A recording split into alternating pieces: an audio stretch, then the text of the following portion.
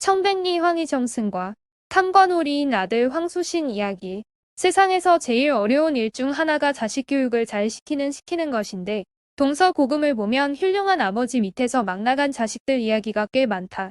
그 대표적인 이야기가 조선조에서는 가장 대표적인 인물이 청백리로 유명한 황희정승과 탐관오리로 유명한 그의 아들 황수신이다. 황희는 조선에서 가장 영의정을 오래 역임한 사람으로 영의정 18년, 좌의정 5년, 우의정 1년 합쳐서 총 24년을 정승의 자리에 머물렀으며 맹사성과 함께 세종 시절의 대표적인 정치인이자 청백리인데 세종 당시에는 청백리가 모두 15명뿐으로 일반인들이 아는 유명인에는 최만리, 박백년 등이 있다.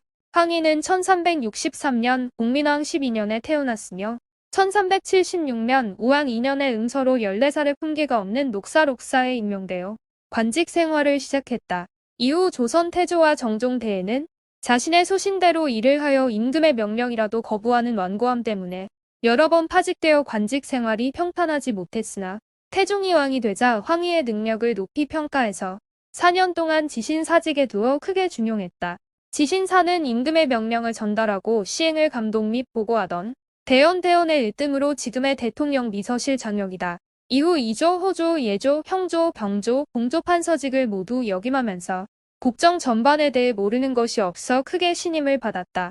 그러나 양녕대군을 세자자리에서 쫓아내는 사건에서 황희는 적장자 계승 원칙을 고수하며 양녕대군을 두둔하다가 태종의 노여움을 사 관직에서 파직된 뒤 유배까지 갔지만 평소 황희를 아끼고 높이 평가한 태종이었기에 태종이 세종에게 임금 자리를 물려주고 분권만 행사하는 상황으로 물러난 후 1422년 세종에게 조정으로 다시 불러들여 재출사할 수 있었다. 우여곡절 끝에 다시 조정으로 돌아온 후 세종에게 중용되어 강원도의 기근을 해결하는 데 공을 세웠고 1426년 세종 8년에 우의정에 오르면서 정승의 반열에 올랐다. 1427년 세종 9년에 좌의정이 되어 수상으로서 국정을 총괄하다. 이후 영의정 자리에 올라 맹사성과 함께 투톱체제로 조선 역사상 가장 태평스럽고 안정적인 시대를 이끌었다. 황희는 강직, 분명 정확한 스타일의 인물로 주로 추진력과 결단력이 필요한 업무에 능했다. 강한 결단력, 추진력과 육조 판서직을 모두 수행하면서 축적된 노하우가 결합되어 정책 회의 때마다 주목할 만한 의견을 자주 냈고 복잡한 토론을 거쳐도 결국 황희의 안으로 귀결되는 경우가 많았다고 한다. 원만한 성품의 동료 정승 맹사성은 황희의 이런 강직함을 완화시키는 역할을 했고 주로 융통성과 센스가 필요한 일처리에 능한 편이었다. 조선왕조실록에 보면 이를 의논할 적엔 정대하여 대체를 보존하기에 힘쓰고 번거롭게 변경하는 것을 좋아하지 아니하였다고 했다.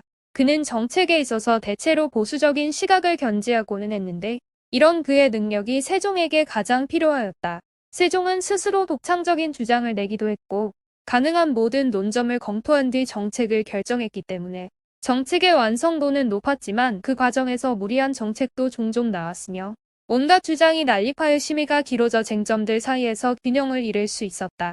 여기서 황희는 대국적으로 주장을 정리하고 가장 현실적인 시행 방안을 내어 정책을 조정하며 1449년 세종 31년에 모든 벼슬에서 물러나기까지 18년간 영의정에 있으면서 세종을 훌륭히 보좌하여 농업, 예법, 군사, 법률 등 각종 국정에서 세종의 정치 고문이자 명재상으로 많은 업적을 남겨 명성을 떨쳤는데 벼슬살이만 73년을 하는 등 뛰어난 관리로서 명성이 자자하였다.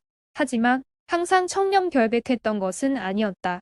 가장 대표적인 부패 사건이 사위인 서달이 자신의 종들을 시켜 마을 아전을 잡아 패어 사망한 사건이 있었는데 지방 관하에서는 서달의 아버지가 형조 판서이고 장인이 좌의정 황희인지라 그 내용을 서선과 황희에게 알렸고 서선과 황희는 사건을 은폐하고 남에게 죄를 뒤집어 씌웠는데 세종이 이 사건을 이상히 여겨 의금부에 조사를 명했고 진상이 밝혀져 서달의 아버지 서선은 말할 것도 없고 황희와 맹사성뿐만 아니라 관련된 주변 벼슬아치들은 곤장을 맞거나 유배를 가는 등 난리가 났다. 그렇지만 이러한 사건에도 불구하고 황희는 후대의 명재상이며 청백리로 널리 이름을 날렸는데 아이러니하게도 여러 자식들은 온갖 부패 혐의로 아버지의 얼굴에 먹칠을 하였는데 그 중에 가장 막장인 자가 황수신이다. 황수신은 황희의 셋째 아들로 과거 시험을 치지 않고 아버지 덕에 응서로 벼슬에 나아가 1446년에 도승지까지 올랐다가 인사비리를 저질러 파직당했으나 수양대군이 계유정난을 일으켜 단종을 쫓아내고 왕이 되었을 때 함께 병조 참판, 의정부 오참찬, 박참찬, 무의정을 거쳐 1467년에 영의정이 되었으니 음서 출신으로는 마지막으로 영의정이 된 인물이다. 벼슬로 보면 아버지에 이어 영의정까지 올랐으니 대단히 출세했으나 기록에 의하면 대단한 탐관오리였다. 청백리인 아버지 때문에 어릴 때 재물에 한이 맺혔는지 벼슬길에 오르자마자 재물을 긁어 모으기 시작했는데 아산의 땅을 사면서 관아의 땅을 자기 마음대로 빼돌렸고 아산현이 행정구역 조정으로 사라지는 것을 알고 관아를 초가집이라고 장부 사기를 쳐서 팔아먹으려고 시도하기도 했다. 게다가 이 사실이 2년 뒤 관노비가 사원부에 고발을 했는데도 세조가 눈 감아주는 바람에 관노비만 잡혀가게 되었음에도 반성하지 않고 계속 금품뿐만 아니라 땅, 노비 등 각종 뇌물을 받을 수 있는 건 다 받아먹고 사원부와 사관원의 끝까지 탄핵에도 불구하고 죽을 때까지 제대로 된 처벌을 받지 않고 생을 마감하여 청백리인 아버지의 명성을 깎아내린 대표적인 탐관오리로 평가되는 인물이다.